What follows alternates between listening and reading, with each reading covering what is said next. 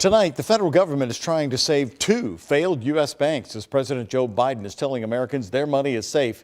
The crisis impacting Silicon Valley Bank and Signature Bank of New York, and it has shaken up the economy today. ABC's Tim Pulliam explains what happens next. From coast to coast, Silicon Valley Bank customers are scrambling to get their money out. We have an obligation with payroll. We have an electrical business, and we have to meet payroll this afternoon, so that's why I'm here. The mad dash comes after a frantic 72 hours.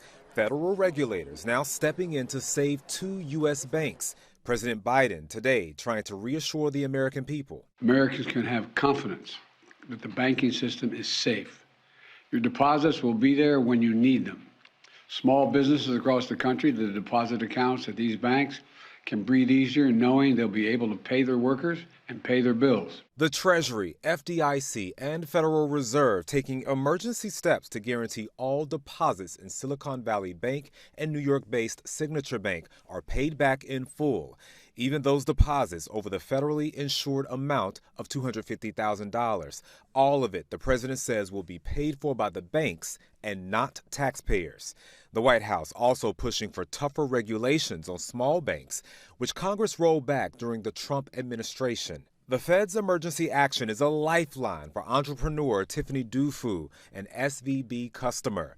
The bank shutdown forced the mother of two to pay her employees out of her personal savings account. Yes, I am in an airport bathroom at 6:30 a.m. crying. She's moving her money to a new bank. I will be so relieved when our money is back in that Bank of America account, and I think that's who I'll be sticking with. Some analysts believe SVB's investment losses were triggered by the Fed's interest rate hikes.